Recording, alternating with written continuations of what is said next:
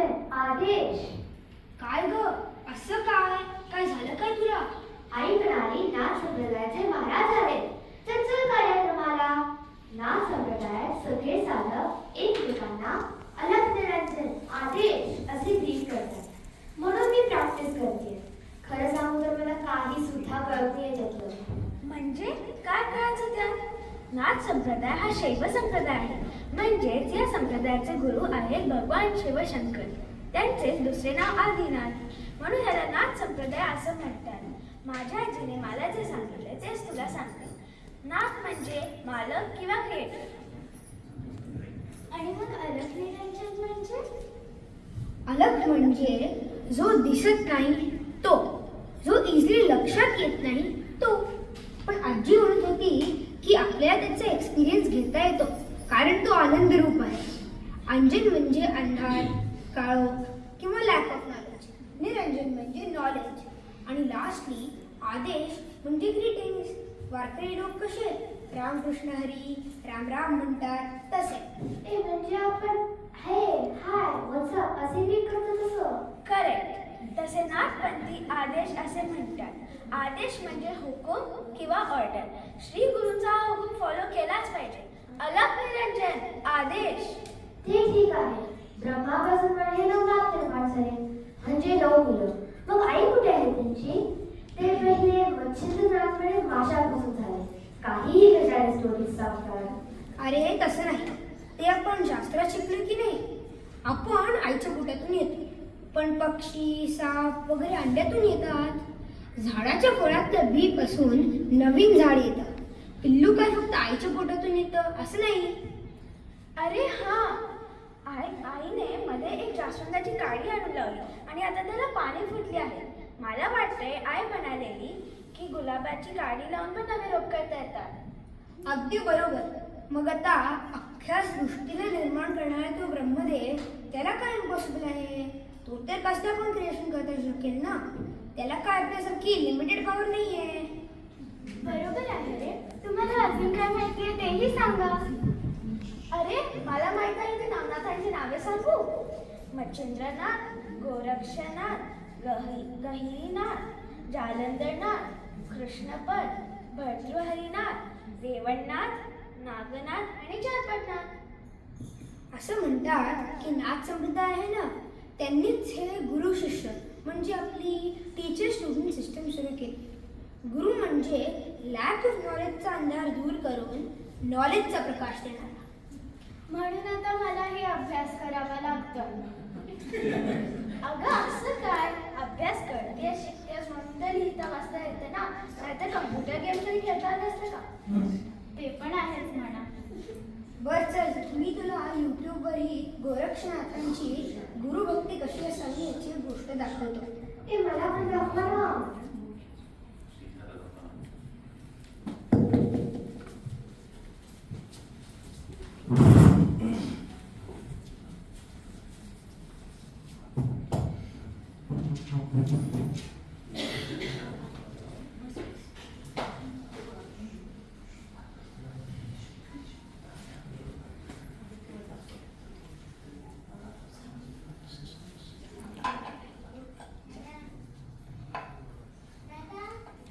ओम गौरी भिक्षां देहि. माते, माझ्या गुरुजींसाठी जेवण देतेस? आज घरात तुझं हे घे.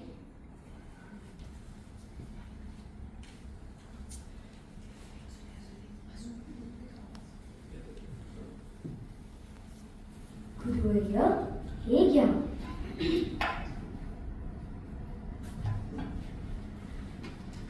वाह, काय सुराज भोजन आहे. बाळा, अजून काय भूक शमली नाही. अजून एकदा भिक्षा घेऊन आणशील? आज्ञा गुरुवर्य. ओम गौरी भिक्षां देहि.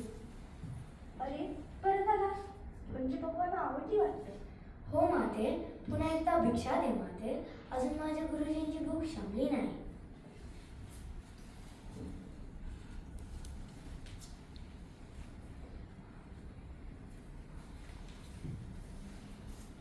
गुरुवर्य.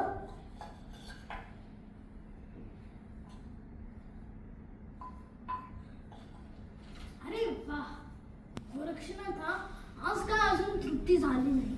अजून एकदा भोजन आणशील का? आज्ञा स्वामी. ओम भवती भिक्षां देहि. अरे पुन्हा एकदा. होय माते, अजून माझे गुरु तृप्त झाले नाहीत. असं आहे होय, बरं. पण मग मला काय वाटतं त्याच्याबद्दल? मी संन्यासी, मी काय देणार तुला? माझ्याकडे जे आहे त्यातलं तू काहीही माग, मी देईन. तुझे डोळे फार सुंदर आहेत, ते मला देशील? नक्कीच माते. अरे देवा, तू खरं डोळे काढलास का? थांब थांब, मी डोळे देते.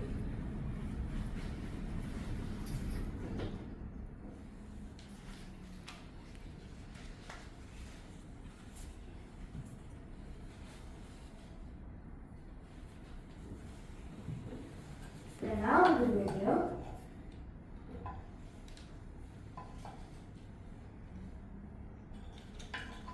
अरे वा. अरे पण तू डोळा का पट्टी का बांधलीस? ते म्हणजे तिसऱ्यांदा गेलो म्हणून त्या वाटेने बदलामुळे मला डोळा मागितला. आणि तू दिलास?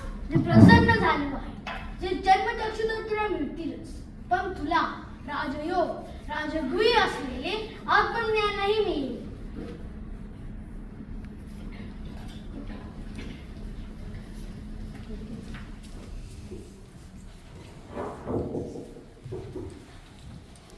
अरे व्हिडिओ क्वालिटी किती छान आहे, एकदम समोर येऊन बघतोय असं वाटलं.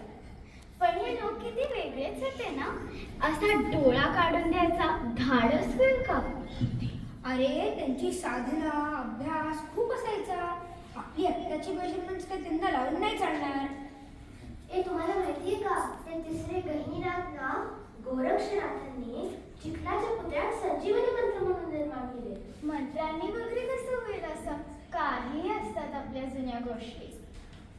आता ते साऊंड थेरपी, मेडिटेशन म्हणतात का नाही, मंत्र म्हणजे साऊंड थेरपीच आहे.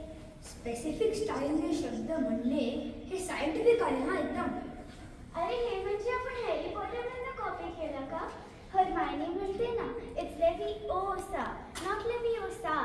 म्हणजे ते स्पेल नीट नाही म्हटलं ना की त्याची माशिक होत नाही.